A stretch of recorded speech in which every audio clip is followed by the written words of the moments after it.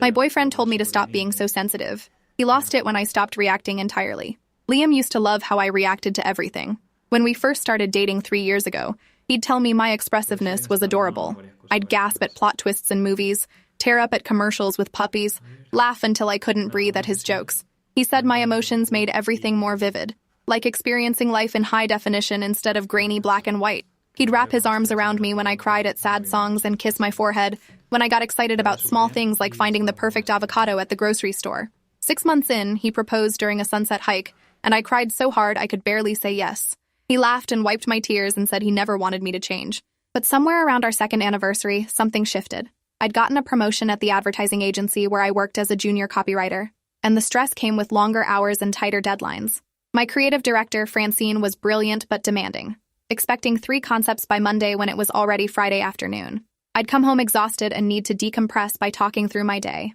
Liam would listen at first, nodding along, but his eyes would glaze over halfway through. When I'd cry from frustration about a rejected campaign or a client who couldn't articulate what they wanted, he'd sigh and say I was overthinking things. The first time he said I was being too sensitive, I was upset about a comment Francine made about my work lacking edge. He told me to toughen up because the real world didn't care about hurt feelings. I'd laughed it off, assuming he was just having a bad day. The criticism became more frequent after that. When I'd get emotional about anything, his face would tighten with irritation. I cried during a documentary about ocean pollution, and he said I was being dramatic over things I couldn't control. I got angry when a driver cut me off in traffic and honked, and he said I was overreacting to normal city driving. I expressed disappointment when he forgot our dinner reservation, and he accused me of making mountains out of molehills. Every emotional response I had was labeled as excessive, irrational, or attention-seeking. He'd roll his eyes when my voice got higher with excitement, or shake his head when tears formed during emotional conversations. The phrase, "you're too sensitive," became his default response to anything I felt deeply. I started trying to control my reactions around him. When something made me want to cry, I'd bite the inside of my cheek until I tasted blood. When something excited me, I'd tone down my enthusiasm to a mild smile. When something frustrated me, I'd swallow the anger and speak in measured, even tones. It was exhausting, like holding my breath underwater and only coming up for air when he wasn't looking. My best friend Kendra noticed during our weekly coffee meetups that I seemed muted, like someone had turned down my volume. She asked if everything was okay with Liam, and I assured her we were fine, just adjusting to living together. The lie felt heavy in my mouth, but I didn't know how to explain that the person who'd loved my emotions now treated them like character flaws. 3 months ago, we had the fight that changed everything. I'd spent weeks working on a pitch for a major client, a sustainable fashion brand looking to rebrand their entire image. The presentation was scheduled for Wednesday morning, and I'd practiced my delivery until I could recite it in my sleep. Tuesday evening, Francine called to tell me the client had moved to a competitor agency because their CEO and our CEO had some personal falling out. All that work, all those late nights, completely wasted because of corporate drama that had nothing to do with the quality of our ideas. I came home and broke down crying on the couch. Not just sad tears, but the full-body sobbing that comes from weeks of stress finally releasing. Liam walked in from the gym, saw me crying, and his expression shifted from concern to annoyance in seconds. He asked what was wrong now, emphasis on the now like my emotions were a recurring inconvenience. I explained about the client and the wasted work, and he said these things happen in business and I needed to develop thicker skin. When I said I was allowed to be upset about it, he exploded. He said I was exhausting to live with because everything was a crisis with me. He said normal people didn't fall apart over work disappointments or cry at every sad thing they encountered. He said my constant emotional reactions were draining him, and he couldn't be my therapist anymore. The words hit like physical blows, each one landing harder than the last. Then he said the thing that stuck in my brain like a splinter I couldn't remove. He looked directly at me with something close to disgust and said I needed to stop being so sensitive or our relationship wouldn't survive. He said if I couldn't learn to control myself, he'd have to reconsider whether we had a future together. The threat was clear and deliberate, designed to scare me into compliance. I stared at him through blurry tears, and something inside me went quiet. Not sad quiet, but eerily calm quiet, like flipping a switch and feeling the power cut off completely. I wiped my face, stood up, and went to the bedroom without another word. He called after me asking if I heard him, and I said yes without turning around. That night, lying in bed while Liam snored beside me, I made a decision. He wanted me to stop being sensitive, to control my reactions, to be less emotional. Fine, I'd give him exactly what he asked for. Not by suppressing my feelings, but by removing him from access to them entirely. He wouldn't get my joy or my sadness, my excitement or my frustration, my love or my anger. He'd get nothing. The idea felt cold and calculated, but also liberating in a way I hadn't expected. I wasn't going to argue or explain or defend my right to feel things. I was just going to stop sharing any of it with him. The next morning, I woke up and went through my routine without speaking to Liam beyond basic logistics. He asked if I was still upset about last night, and I said no in a flat, neutral tone. He looked relieved, like he'd successfully trained a dog to stop barking. I made coffee, got dressed, and left for work without the usual goodbye kiss or have a good day text. At the office, I threw myself into new projects with Francine, who noticed my increased focus and sharper concepts. When she praised my work, I felt proud, but didn't share the victory with Liam later. When a coworker made me laugh until my sides hurt, I didn't relay the story over dinner. When I had a frustrating interaction with a difficult client, I didn't mention it at all. Liam didn't notice the change immediately because the absence of my emotions looked like what he'd asked for. I came home calm and unbothered, made dinner, ate while scrolling through my phone, then worked on my laptop or read a book until bed. I responded to his questions with brief, factual answers. Yes, work was fine. No, I didn't need anything from the store. Sure, we could watch whatever he wanted on television. My voice stayed level and even, never rising with excitement or dropping with disappointment. I laughed politely at his jokes, but not with the full-body shaking laughter he used to trigger. I smiled when appropriate, but kept it small and controlled. The first week passed with Liam seeming pleased with the new dynamic. He'd come home from his job at the tech startup and talk about his day, and I'd listen without contributing much beyond nods and minimal responses. He didn't ask about my day anymore, probably relieved to avoid potential emotional reactions. We existed in the same space like roommates with a shared lease, cordial but distant. I continued pouring my actual emotions into other outlets. I'd call Kendra on my lunch breaks and tell her everything I couldn't tell Liam. I'd write long journal entries processing my feelings about work and life and the slow death of my relationship. I'd cry in my car in the parking garage before heading upstairs to our apartment. Liam never saw any of it. Around the 2-week mark, something shifted in him. We were making dinner together, a task that used to involve me dancing to music and telling stories while he chopped vegetables. This time, I methodically prepared ingredients in silence, following the recipe without commentary. He kept glancing at me like he was waiting for something. Finally, he asked if I was okay, and I said yes. He pressed further, saying I seemed distant, and I told him I was just focused on cooking. He dropped it, but his eyes followed me around the kitchen with a confused, almost concerned expression. I felt nothing seeing his discomfort. That surprised me because I expected to feel guilty or sad, but there was only a cool detachment, like watching a stranger struggle with a problem that wasn't mine to solve. The weekend brought our first real test of my new approach. Liam's sister was getting married, and we'd been invited to the wedding 3 hours away. I'd spent months looking forward to it, had bought a beautiful emerald dress, and was excited to see his family. The old version of me would have been chattering nervously in the car, adjusting my makeup, asking if I looked okay. Instead, I sat quietly looking out the window while Liam drove. He tried to make conversation, asking about my week at work, and I gave one-sentence summaries. He mentioned the wedding would be emotional, and I agreed with a non-committal hum. By the time we arrived at the venue, he looked unsettled in a way I'd never seen before. The ceremony was beautiful. His sister, Natalie, looked radiant in vintage lace, and her vows made everyone in the church tear up. Everyone except me. I sat with my hands folded in my lap, face neutral, watching like I was viewing a painting in a museum. Liam kept glancing at me, and at one point he reached for my hand.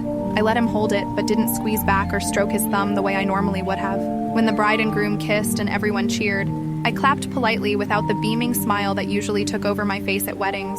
Liam leaned close and whispered, asking if I was okay, and I nodded once. His jaw clenched, but he turned back to watch his sister walk down the aisle. At the reception, I maintained the same controlled demeanor. I made small talk with his relatives, answering their questions about work and our life together with pleasant but vague responses. When his aunt asked when we'd be getting married, I said we hadn't set a date and changed the subject. When his cousin tried to pull me onto the dance floor, I declined politely, saying I preferred to watch. Liam danced with Natalie and his mother and several relatives, and I sat at our table sipping water. He kept looking back at me with this expression I couldn't quite read, something between frustration and worry. I looked at my phone and scrolled through messages from Kendra, who was asking how the wedding was going. On the drive home, Liam finally addressed it directly. He said I'd seemed off all day, like I wasn't really present. I asked what he meant, keeping my voice carefully neutral. He said I didn't cry during the ceremony or dance at the reception or seem happy for his sister. I told him I was happy for Natalie and hoped she had a wonderful marriage. He said it didn't seem like it, that I'd acted like I was at a business conference instead of a family wedding. I said I thought I'd been perfectly appropriate and asked if I'd done something wrong. He opened his mouth and closed it, unable to articulate exactly what bothered him, because technically I'd been polite and present. We drove the rest of the way in silence. and I felt the first flicker of satisfaction at his obvious confusion. The week after the wedding, Liam started actively trying to provoke emotional reactions from me. He'd tell elaborate stories about his day, watching my face for signs of interest or amusement. I'd listen and respond with generic comments like, "That's nice," or "Sounds frustrating," without any real inflection. He'd show me funny videos that used to make me laugh until I couldn't breathe, and I'd smile slightly and say it was amusing. He bought my favorite dessert from the bakery across town, and I thanked him and ate it without the usual moans of appreciation or enthusiastic praise. Each attempt fell flat against my carefully maintained neutrality, and I could see his frustration building. One evening, he came home with flowers, something he hadn't done in over a year.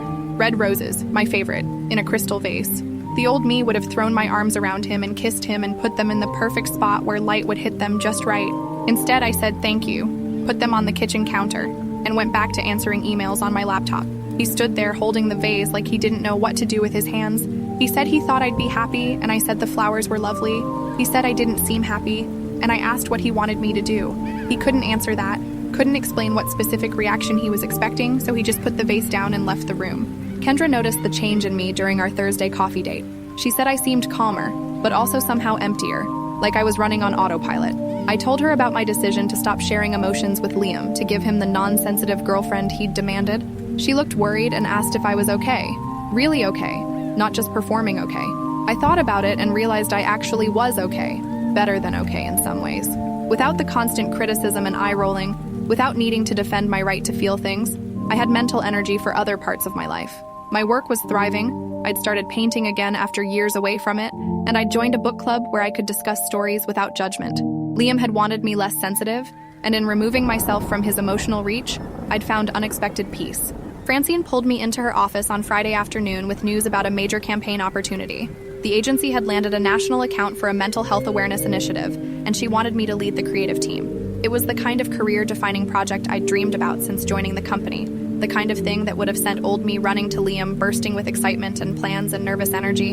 Instead, I thanked Francine professionally, told her I was honored, and went back to my desk to start preliminary research. When I got home, Liam asked about my day, and I said it was productive. He pushed, asking what made it productive, and I said I got assigned to a new project.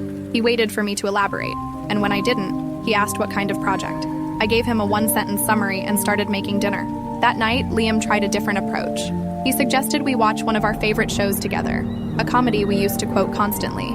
I agreed and sat on the opposite end of the couch instead of curled up against him. During the episode, he'd laugh at familiar jokes and glance over at me, waiting for me to laugh too or repeat our inside jokes about certain scenes. I watched with a slight smile, but didn't react beyond that.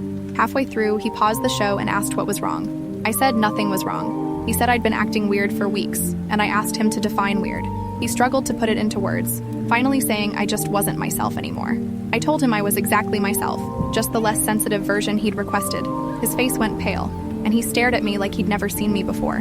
The conversation that followed was circular and frustrating for him. He said he hadn't meant for me to become a robot, and I said I wasn't a robot, I was just controlled. He said I'd taken his words too literally, and I said he'd been very clear about wanting me to stop being so sensitive. He said there was a difference between being less dramatic and becoming emotionless, and I said I was simply giving him what he asked for. He raised his voice saying this wasn't what he wanted, and I responded in the same level tone that I was confused because this was exactly what he'd described. He stood up and paced the living room, running his hands through his hair with visible agitation. I sat calmly on the couch, watching him spiral, and felt nothing. After that night, Liam became almost obsessive about trying to crack my emotional armor. He'd bring up topics designed to trigger reactions, mentioning news stories about injustices or playing songs that used to make me cry. I'd acknowledge the topics with measured responses, agreeing that yes, certain situations were unfortunate, or yes, the music was beautiful. He'd share personal memories from our early relationship, describing how I'd reacted to things with so much feeling, and I'd nod along like he was talking about someone else. In a way, he was. That version of me had trusted him with her heart, and he'd criticized every beat of it, until she'd sealed it away somewhere he couldn't reach. Work became my emotional outlet. Francine and I spent hours developing concepts for the mental health campaign, and I poured all my passion into creating messages that would help people feel seen and understood. The irony wasn't lost on me that I was crafting content about emotional wellness, while my own relationship was emotionally bankrupt. But the work felt meaningful in a way nothing had in months. I interviewed people about their mental health journeys, and I'd cry during their stories, genuinely moved by their courage. Then I'd drive home, wipe my face, and walk into the apartment with neutral composure. Liam never saw the tears or heard about the interviews or knew about the parts of my day that still made me feel deeply. One Saturday morning, I was painting in our spare bedroom that doubled as my office. I'd started a series of abstract pieces using colors that reflected different emotions, bold reds and deep blues and chaotic blacks. Liam walked in with coffee and stood watching me work. He said he didn't know I was painting again, and I said I'd started a few weeks ago. He asked why I hadn't mentioned it, and I said he hadn't asked. He set the coffee down and said we needed to talk about what was happening between us. I put down my brush and turned to face him, waiting. He said he felt like he was living with a stranger, and I said I was still the same person. He said that wasn't true, that I'd become cold and distant and unreachable. I asked if he preferred when I was emotional, and he said yes, surprisingly.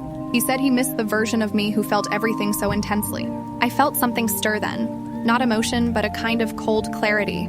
I asked him to explain why he'd spent months criticizing that version of me if he missed her so much. He said he'd been stressed and took it out on me unfairly. I asked why he'd threatened to leave if I didn't stop being sensitive. He said he'd been frustrated and didn't mean it the way it came out. I asked if he understood that you couldn't demand someone change their fundamental nature and then complain when they actually do it. He stood there in my painting space, surrounded by colors he'd never seen me create, and his eyes filled with tears. He said he was sorry, that he'd been wrong, that he wanted to fix this. I told him I wasn't sure there was anything to fix, that maybe this was just who we were now. The weeks that followed were tense in a different way than before. Liam tried desperately to re-engage me emotionally, and I maintained my boundaries with unwavering consistency. He'd apologize for past criticism, and I'd accept his apology without offering forgiveness. He'd tell me he loved me, and I'd say okay. He'd try to plan dates or activities, and I'd go along with them but remain detached throughout. It was like watching someone try to restart a car that had run out of gas, turning the key over and over while the engine refused to catch. Part of me felt bad seeing him suffer, but a larger part remembered every time he'd rolled his eyes at my tears or sighed at my excitement or made me feel broken for having feelings. Kendra suggested I consider whether I wanted to stay in the relationship at all. We were having dinner at her apartment, and she'd made her famous pasta while I told her about Liam's recent attempts at reconciliation. She said it sounded like I'd emotionally divorced him already, that I was just going through the motions of cohabitation. I admitted she might be right, but said I wasn't sure what I wanted. The relationship felt dead, but the idea of officially ending it felt overwhelming. I'd invested 3 years, planned a future, imagined growing old with this person. Letting go of that meant accepting I'd been wrong about him, about us, about everything I thought we were building together. 2 months into my emotional shutdown, something happened at work that would have normally destroyed me. The mental health campaign I'd been leading got killed by the client after they saw our initial concepts.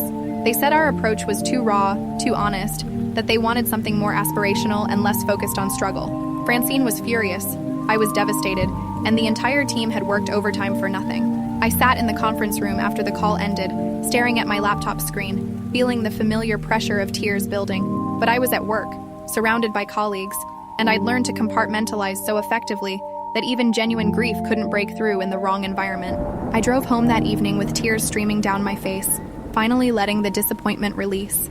By the time I parked in our building's garage, I'd cried myself empty and could walk into the apartment with my usual neutral expression. Liam was cooking dinner, something he'd been doing more often in his attempts to be a better partner.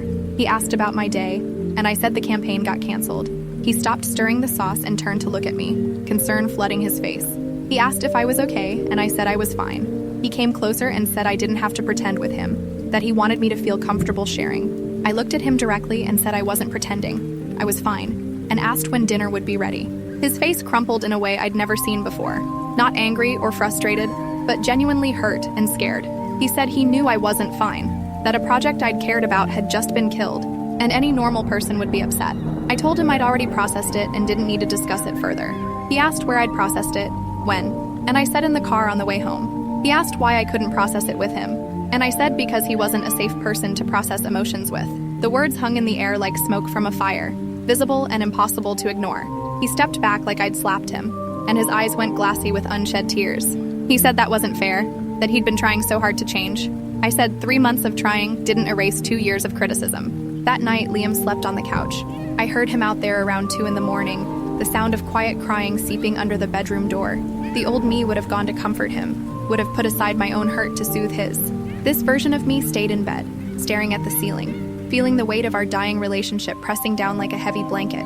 I thought about what Kendra had said, about emotional divorce, and realized she was absolutely right. I'd already left him in every way that mattered. We were just still living in the same physical space, two people orbiting each other without ever really connecting. The next morning, Liam looked exhausted, his eyes red and swollen. He'd made coffee and breakfast, setting out my favorite mug and making eggs exactly how I liked them. I thanked him and ate in silence, checking emails on my phone. He watched me with this desperate intensity, like he was memorizing my face or trying to see through my skull into my thoughts. Finally, he said we couldn't keep living like this. I agreed. He said something had to change or the relationship was over. I said he was probably right. He asked if I even cared anymore, and I said I wasn't sure. The honesty seemed to hit him harder than any lie would have. He asked when I'd stopped caring, and I said probably the night he told me to stop being sensitive or he'd leave. He made a sound like all the air had been punched from his lungs. We spent the weekend in careful avoidance, him in the living room and me in the spare bedroom painting. I'd started a new piece, all sharp angles and cold blues, representing the distance between two people in the same space. My phone buzzed with texts from Kendra asking how I was doing, and I told her Liam and I were probably ending things. She offered to come over, but I said I needed time to figure out what I wanted. The truth was, I already knew what I wanted. I wanted to feel safe expressing emotions again. I wanted someone who didn't treat my feelings like inconveniences. I wanted the version of myself who'd existed before I'd learned to shut down for self-preservation. But I didn't know if I could find her again, or if she was permanently lost. Monday morning, I woke up to find Liam already gone for work with a note on the kitchen counter. He'd written that he understood he'd broken something between us, that he'd taken the person he loved and made her afraid to be herself, and that he didn't know how to fix it, but wanted to try. He'd written that he was moving out for a while to give me space to figure out what I wanted, that he'd stay with a friend, and we could talk when I was ready. The note ended with an apology and the words, "I miss you," in handwriting that looked shakier than usual. I read it 3 times, waiting for emotions to surface, and felt only a distant sadness, like mourning someone who'd died years ago. That evening, I came home to an apartment with half the furniture gone. Liam had taken his things efficiently, leaving spaces where his bookshelf had been, where his desk had stood, where his shoes usually piled by the door. The emptiness felt both freeing and suffocating. I walked through the rooms, touching the bare spots, and finally, alone in the space we'd shared, I let myself feel. I sat on the floor of our bedroom and cried for the relationship we'd had at the beginning, for the person I'd been before I learned to hide, for the future we'd planned that would never happen. I cried until my head pounded and my eyes swelled and my throat was raw. Then I called Kendra, and she came over with wine and takeout and let me talk for 3 hours straight. Over the following weeks, I slowly came back to life. Without Liam's critical presence, I stopped monitoring my reactions and let myself feel freely again. I cried during movies, laughed loudly at jokes, got excited about small things like good coffee or sunny weather. At work, Francine noticed the change and commented that I seemed more like my old self. I told her I was working through some personal stuff, and she shared that she'd gone through a similar experience with an ex who'd constantly criticized her intensity. She said some people were intimidated by those who felt deeply, and it said more about them than about us. Her words landed with unexpected comfort. Liam texted occasionally, asking how I was doing and if I'd thought about what I wanted. I'd respond briefly that I was fine and still processing. After a month, he asked if we could meet for coffee to talk. I agreed, curious about what he wanted to say and knowing I needed closure regardless of the outcome. We met at a neutral cafe downtown on a Saturday afternoon. He looked thinner, tired, with circles under his eyes that hadn't been there before. He thanked me for coming and said he'd been doing a lot of thinking and even started therapy to work on his issues with emotional expression and criticism. He said his therapist had helped him understand that he'd been projecting his own discomfort with feelings onto me. I listened without interrupting while he explained that his father had raised him to view emotions as weakness, that showing feelings had been mocked and punished throughout his childhood. He said he'd thought he'd moved past that, but realized when things got stressful in our relationship, he'd fallen back on his father's voice telling him emotions were inconvenient and embarrassing. He apologized for making me feel like my natural expressiveness was a flaw instead of recognizing it as the beautiful quality he'd originally fallen in love with. He said he understood if I couldn't forgive him, but he wanted me to know he was working on himself, and regretted every time he'd made me feel bad for feeling. When he finished, I took a breath and shared my own truth. I told him that while I appreciated his apology and his work in therapy, I didn't trust him anymore. I explained that he'd trained me to hide myself from him, and even though he regretted it now, the damage was done. I said I'd spent 2 months rediscovering who I was without his criticism, and I liked that person too much to risk losing her again. I said I needed a partner who celebrated my emotional nature from the beginning, not someone who had to relearn how to accept it after breaking it. His eyes filled with tears, and he nodded slowly, accepting my decision even as it clearly hurt him. We talked for another hour about logistics, dividing belongings, handling our lease. The conversation was sad but civil. Two people who'd loved each other, acknowledging that love wasn't always enough to overcome fundamental incompatibility. When we hugged goodbye outside the cafe, I felt genuine affection for him, but also relief. Relief that I wouldn't have to monitor my reactions or suppress my joy or hide my tears. Relief that I could be fully myself, without fear of eye rolls or sighs or lectures about sensitivity. Relief that I was choosing myself for the first time in years. 3 months after Liam moved out, I went on my first date with someone new. His name was Oliver, and we'd met at a gallery opening for local artists where one of my paintings was displayed. He'd stood in front of my piece for 15 minutes, studying the way I'd layered colors to represent emotional complexity. When he'd approached me, he'd asked about my process with genuine curiosity and understanding. On our first date, I cried during a particularly moving scene in the play we attended, and instead of looking embarrassed, Oliver squeezed my hand and passed me tissues without judgment. Walking home, I laughed loudly at his story about his disastrous attempt at making sourdough, and he grinned and said my laugh was contagious. I felt something unfurl in my chest, something that had been locked tight for so long I'd forgotten it existed. 6 months later, I got promoted to senior creative director at the agency, leading the team I'd once been junior on. Francine said my emotional intelligence made me exceptional at understanding clients and connecting with audiences, that my sensitivity was an asset that made my work resonate. I thought about Liam sometimes, wondering if he'd really changed or if his next girlfriend would eventually hear the same criticism I had. But mostly I thought about how close I'd come to believing him, to accepting that my emotions were flaws that needed fixing instead of gifts that needed honoring. I thought about the version of myself who'd shut down completely, and while I didn't regret protecting myself that way, I was grateful to have found my way back. The mental health campaign eventually came back to life with a different client who loved our raw, honest approach.